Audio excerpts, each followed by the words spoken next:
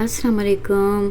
उम्मीद है आप सब खैरियत से होंगे और मेरी दुआ है अल्लाह पाक हम सबको सेहत, हिदायत और आफ़ियत के साथ रखें। आज एक गर्मियों के दिन की थोड़ी सी रूटीन ही आप लोगों के साथ शेयर करने जा रही हूँ और एक बहुत ही ज़बरदस्त सी रेसिपी भी आपके साथ शेयर करूँगी।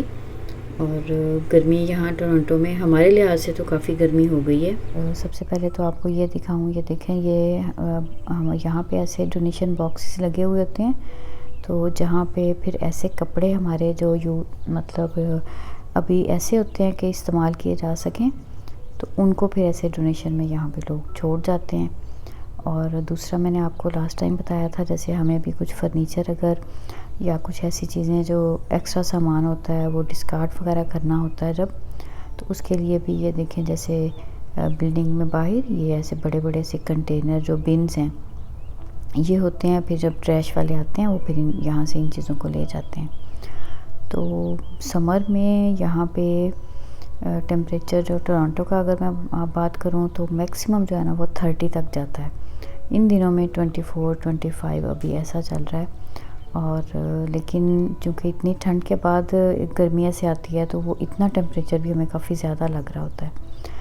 अच्छा जी, ये मुझे कुछ सब्ज़ी लेनी थी, तो वैसे तो वीकली जो ग्रॉसरी के लिए जाते हैं तो वहाँ तो मॉल तक तो नहीं जाना हुआ, तो ये मैंने पहले भी शेयर किया कि हमारे इधर करीब में ही ऐसे ये रोड की साइड पे ही ये फ्रूट्स और वेजिटेबल्स सेल कर रहे होते हैं, तो फिर हम यहाँ से ले लेते हैं अक्सर। गर्मी धूप इतनी ज़्यादा थी कि यहाँ से फिर कोई बहुत फ्रेश नहीं चीज़ें थी, लेकिन फिर भी मॉल में जाने तक का भी इतनी गर्मी में बेहतर मुझे यही लगा कि चलें जो चीज़ यहाँ से मिल रही है फिर यहीं से ले लूँ। तो मैंने यहाँ से ये देखें पालक ली है और साथ मैंने स्प्रिंग अनियन ले लिया था, और इसके अलावा मेरे पास मुझे फ्रूट्स तो मेरे पास थे, मुझे सिर्फ यही कुछ चीज़ें चाहिए थी। और साथ मैंने ये ग्रीन चिल्ली जो होती है वो वाली मैंने ली थी। तो टाइटल में आपने देखा है मैंने लिखा है कनाडा की सुकून वाली ज़िंदगी। तो सुकून वाली ज़िंदगी में सबसे अहम चीज़ यही है कि ज़िंदगी बहुत खूबसूरत है अगर हम अपनी अपनी गुजारें, और दूसरी बात यह है कि अगर हम ज़िंदगी को उसके पूरे तरीके जो है ना उनको सबको समझ लें। और ये जो बुक आपको दिखा रही हूँ ये आदाब ज़िंदगी, कोशिश कीजिएगा, ये यूसुफ़ इस्लाही साहब की बुक है और ये हम लोगों ने पढ़ी थी अपने टीनेजेस में। और अभी मैंने ये दोबारा पाकिस्तान से बुक मंगवाई है अपने बच्चों को पढ़ाने के लिए। जो हमारी ज़िंदगी के मुख्तलिफ़ अदवार हैं और हर अमल हमारा कि जिसमें हमारी 24 घंटे की ज़िंदगी उसमें अल्लाह के अहकामात और सुन्नतों का सही तरीके से पता चल सके, उस सिलसिले में ये बहुत ही अच्छी बुक है एक। तो कुछ जो है बात में ये कर रही थी सुकून वाली ज़िंदगी कनाडा में। तो ज़िंदगी बहुत सुकून से गुज़र जाती है क्योंकि यहाँ ज़िम्मेदारी आपके ऊपर इतनी होती है, लाइक हम ख़ुद को इतना बिज़ी रखते हैं कि हमें फ़जूल की किसी दूसरे के मामलात में पढ़ने की और इंटरफेयर करने की ना वक्त मिलता है ना ज़रूरत महसूस होती है।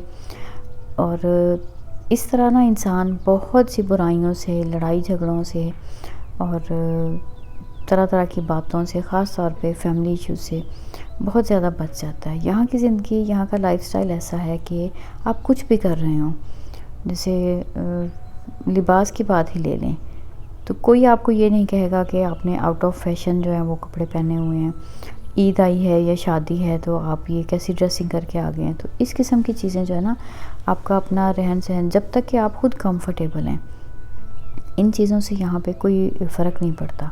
तो ये सारी चीज़ें जो है ना वो फिर आपकी ज़िंदगी को बहुत ही सुकून वाला कर देते हैं। हमें इन चीज़ों की टेंशन नहीं होती है, अपनी मर्ज़ी के मुताबिक हम अपनी ज़िंदगी को गुजार रहे होते हैं। मेरे वो लोग देखने वाले जो मुझे फ़ॉरेन कंट्री से ही देखेंगे वो मेरी इस बात से बिल्कुल एग्री करेंगे कि ये इन ममालिक में हमें इस किस्म की चीज़ों की कोई टेंशन नहीं होती।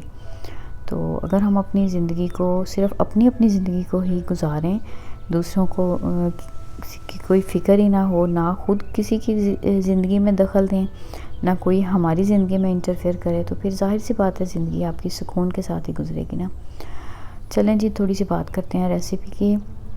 ड्रम स्टिक्स मैंने ले ली हैं, मैरिनेशन क्या की है मैंने, इसके ऊपर लेमन जूस है, 1 टेबलस्पून सिरका मैंने डाला है, जिंजर गार्लिक की पेस्ट डाली थी, और साथ मैंने जो स्पाइसेस डाले हैं ना उसमें नमक, मिर्च है, धनिया पाउडर है, और फूड कलर भी थोड़ा सा मैंने ऐड किया था। इसमें मैंने ज़्यादा डाला था तंदूरी मसाला, और साथ मैंने इसमें थोड़ा सा मैंने जो टिक्का और कबाब, सीख कबाब का जो मसाला होता है ना, टिक्का नहीं सॉरी, सीख कबाब का मसाला, साथ मैंने वो ऐड किया था। और दही बहुत थोड़ा सा डालेंगे ताकि बस इसके साथ कोटिंग हो जाए।